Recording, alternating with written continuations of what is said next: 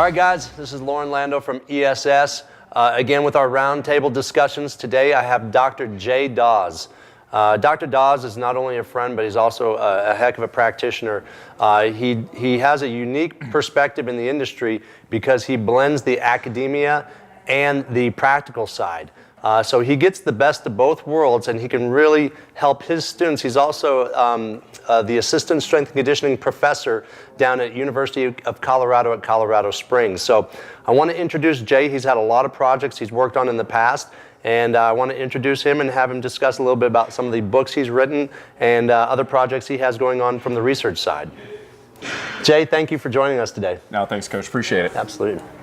So tell us a little bit. I know you've written a couple books. Talk to me about them. Which ones are they? So the first one we wrote was Developing Agility and Quickness. So that was a textbook that came out from the NSCA, and really a really cool text. It talked about some of the theoretical underpinnings of agility and quickness, and then we got some of the best practitioners literally in the world to help contribute chapters to that, and also to talk about some of their specific techniques for agility and quickness development. So a really good text, really practitioner friendly. But also, giving them the underpinnings of the, more hardcore physiology that are necessary to have a good understanding of the techniques that are required. And I think that's really a good point, because I think a lot of times there's agility drills and agility books out there that are just drills and drills and drills, but there's not the science really as the backbone for it. So hats off to you guys for really laying down good, solid scientific information, and then having good practitioners to help kind of get that project off the ground. So that's awesome. Yeah, no, and I appreciate it. And I think that's the big thing is, especially with what you're doing here, I think that's the big challenge is a lot of people will, set out a series of cones and go run through these, but there's not really any intent on how that's actually done. Yeah. And, it's not that you do it, but how you do it that makes all the difference. And I think, with a lot of the stuff that you're doing as well, that's, very evident in your practice. So. Well, thank you. And why don't you give the viewers a little bit of an idea of kind of what your role is at the university?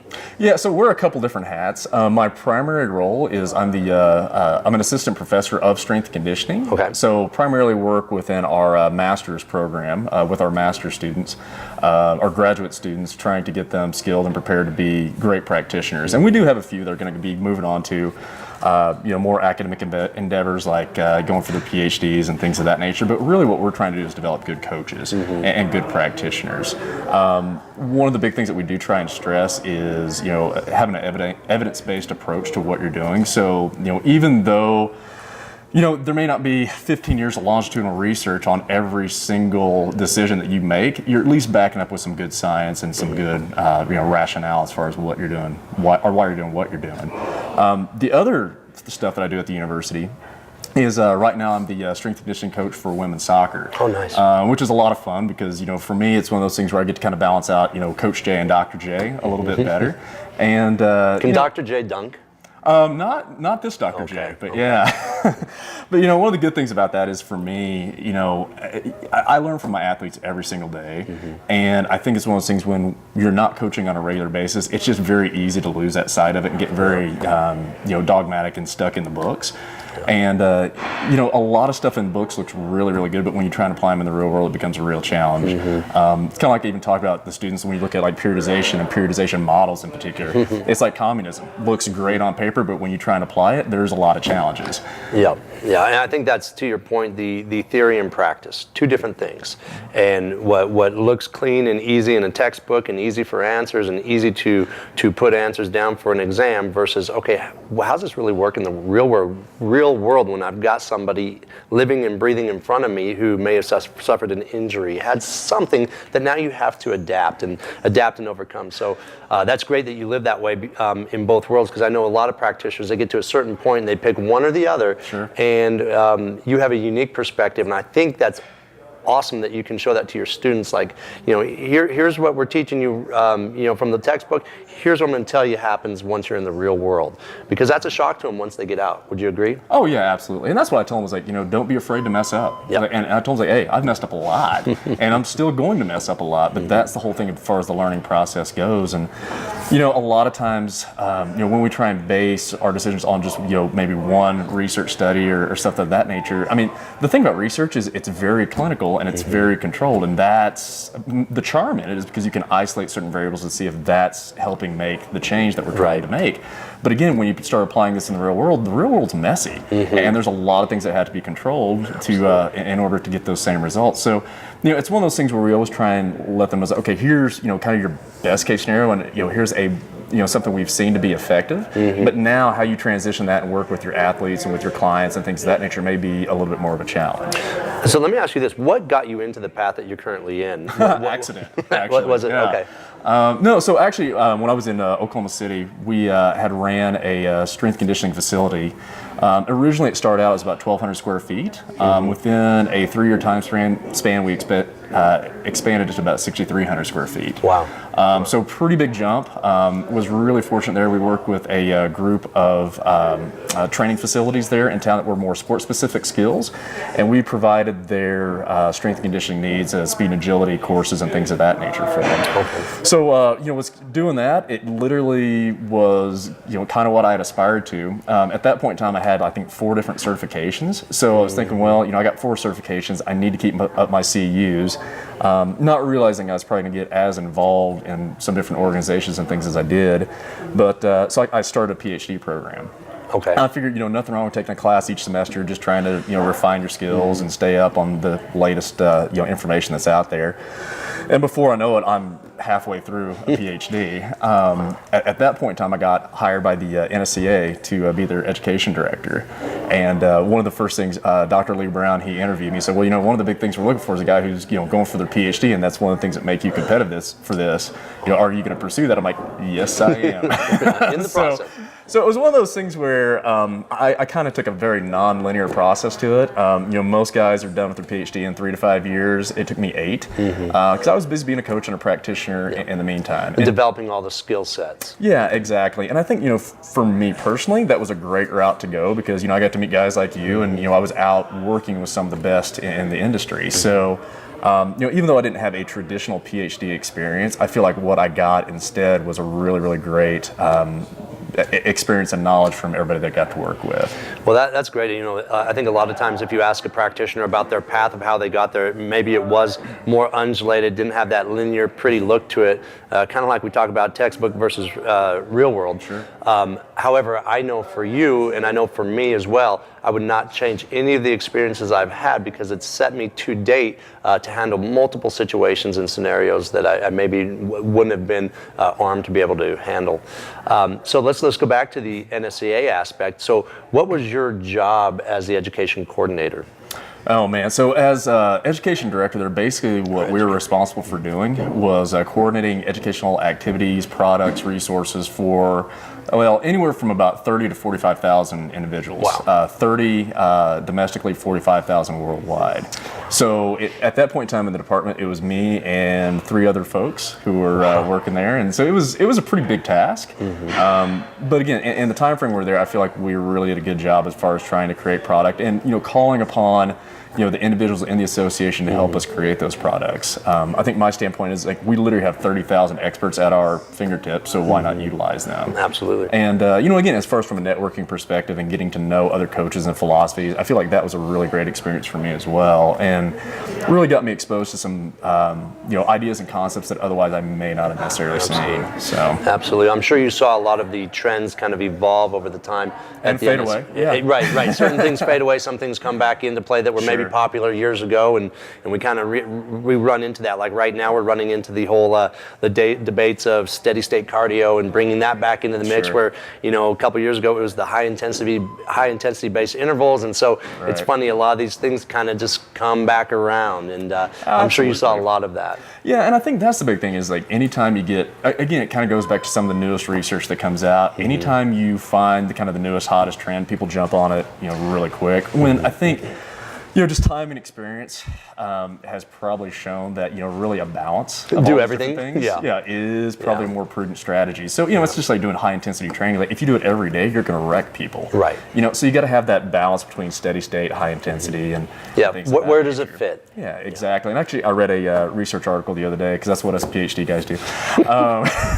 Can you give me the highlighted Oh yeah, I version? give the Okay, real thank you. Reader's Digest version. Okay. But yeah, essentially it was looking at the training programs of world-class athletes. And a gentleman had gone back in and looked at their training records over the last 3 or 4 years prior to an Olympic cycle, and or in an Olympic cycle, and found that the majority of work they actually did was steady state. And the thing is they had the intermittent burst of the higher intensity activity. But if you look at the durations and just the sheer volume of training they had to do, you can't train them high intensity all the time and get a high saturation level. Right. So basically, it was looking at, even though they did implement this into their training program and maybe more than other individuals, they still had quite a bit of just regular training and steady state type training. So. Right. Yeah. So I mean, to your point, it's one of those things that everything has its place where it fits. Sure. You've got to decide as a practitioner where that fits within your programming and who your athlete is. Right. So now I also know you still stay active with the NSCA quite a bit. You present nationally and internationally. You talk to us a little bit about what your favorite topics are that you like to present on when you're traveling with the NSCA. Anything that anybody will listen to me about, really. Here actually people are still showing up. I hear it's amazing. So I think they accidentally thought it was somebody else's lecture, but no. I mean, in a lot of cases, here recently, probably in the last 4 or 5 years or so, kind of taken a split in my career path. So a lot of the training and research focus I have, the big umbrella is human performance, but one is for athletics and the other is for more tactical or law enforcement. Oh, nice. So recently, I've been getting a lot of invites to speak on things specifically for law enforcement officers, so SWAT, recruits, cadets, things of that nature. Okay. So that's been kind of an interesting area. Talk to us a little bit about that, would you? We've talked about it in the past a little bit, but if you look at a typical cadet class, there's some folks you'll go in there and go, okay, why didn't you sign a pro contract with somebody? I mean, they're jumping 30, 32 inches on their verticals, and then you have others where you're pretty sure they walked into Walmart and said, would you like to be an officer? It's all over the board. So I think that's one of the fun things is looking at, okay, occupationally, what do you have to do to be fit for duty? Right. And, really trying to retro-engineer this thing a little bit. So basically what we do in strength conditioning, where you go through your basic needs analysis, task evaluation, things of that nature. It's been done in law enforcement, but they haven't necessarily put hard numbers to what fitness tests and assessments are going to predict your ability to do the job. Okay. And the hard thing about that is there's a huge issue that goes along with that related to just the litigation issues and anytime you basically hinge a fitness test on somebody's job, so in other words, you have to do X or you don't get to keep your job, it gets real sticky. Oh, I bet. And so right now, a lot of the line of research I'm looking at is trying to look at what are the physiological demands of different types of tasks, and then how can we use these fitness assessments over here to help best predict who's going to be successful at those tasks. So again, similar to what you do in athletics, just in a different genre. So. Well, and that's become a hot area for practitioners to get jobs out of school is in the tactical sector. I mean, there's a lot of opportunity out there right now. So that's great that you're kind of maybe leading the path here and kind of looking at some of the research strategies and some of these strategies to help make these in the line of duty practitioners healthier and more efficient at their job. Yeah, and it's a really cool area because a lot of the things that we have to do on the field of athletics is really similar to what they have to do worst case scenario in their daily job. So again, it's one of those things where it's not necessarily a leap trying to transfer those different components over. It's just kind of frame it in a different way. So I would believe that maybe the hard part of that job as well, and I kind of see it with a lot of my tactical athletes, my MMA athletes. Some of them are very, very good at their skill set, but they haven't been in the weight room. Their training age is very, very shallow. Right. And so a lot of times they're coming in, they have to get ready for this test or evaluation or a fight or a contest. And you're like, oh, I have to reteach you. I have to teach you these things that you thought you knew you were doing. Do you run into that a lot? Oh, ton. Yeah. I mean, it's one of those things where it's almost, from what we would consider ideal, it's almost an inverted pyramid.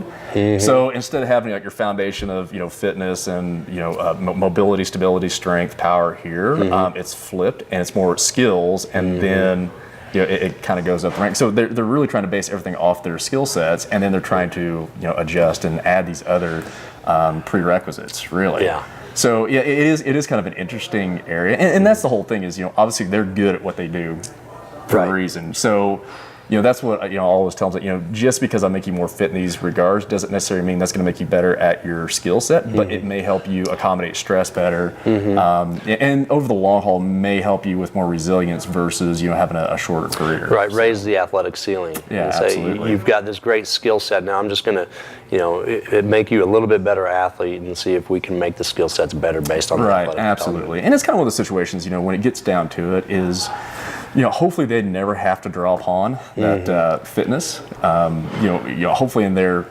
career they don't run into that situation where it becomes something they absolutely have to have. But I always tell them that it's like having your gun. It's like, are you going to stop carrying your gun?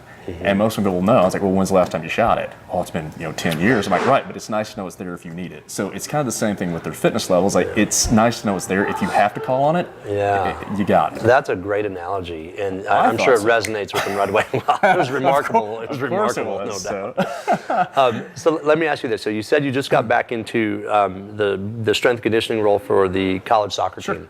Talk to me about maybe some of the challenges that you're having with that, being out of that game for a little bit and now coming back in. Were there some challenges, or did you feel like having the time away gave you better perspective now going in? You're like, I'm going to implement this. I know I'm going to do without this. Here's the things I can truly influence. Give me a little idea of some of those battles. I think the biggest thing, yes and no. Working a lot with the law enforcement, a lot of the challenges at the collegiate setting are similar to law enforcement. All of a sudden, practice schedule change or training schedule changes. You got to adjust and adapt and things of that nature. So not quite. It hasn't been as big of a leap coming back as I had anticipated it would be.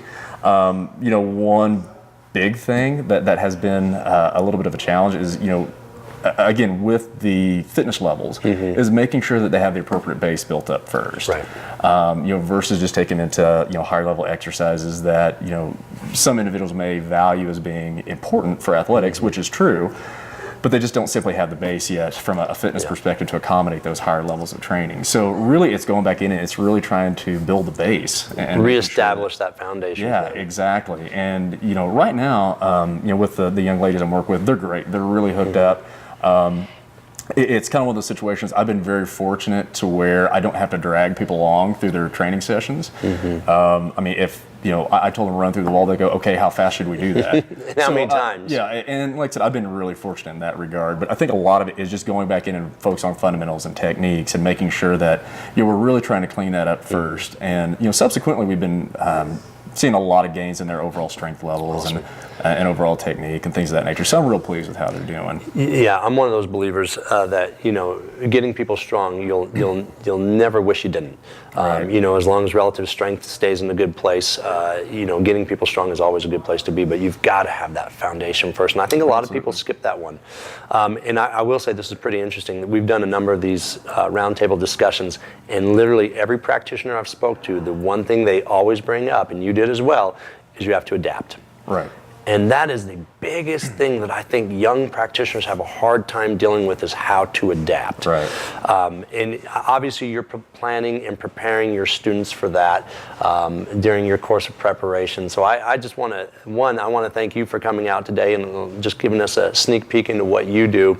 I've been fortunate enough to present with Jay and watch him present. If you're ever at an NSCA conference or any conference that Jay is presenting at, he's a can't miss practitioner. You must go watch him. His enthusiasm, his passion, and purely the knowledge that he will give practitioners is worth its weight in gold. So real quickly, can you tell everybody where they can get that book? The Speed and Agility. Developing Agility. Yeah, so really any Barnes & Noble, Amazon, it's pretty easily accessible. It's through Human Kinetics. Okay. And then in June, we actually have a new book coming out. Me and another great practitioner from Texas, John Sissick, have a book called Maximal Interval Training coming out. So it does talk about a little bit of that high-intensity interval training and a little bit more metabolic conditioning type things as well. So. Awesome. Well, thank you for your time here today, and I know tons of powerful information and knowledge that you're passing along to practitioners, so thank you so much. I appreciate it, Ruben. Thank you.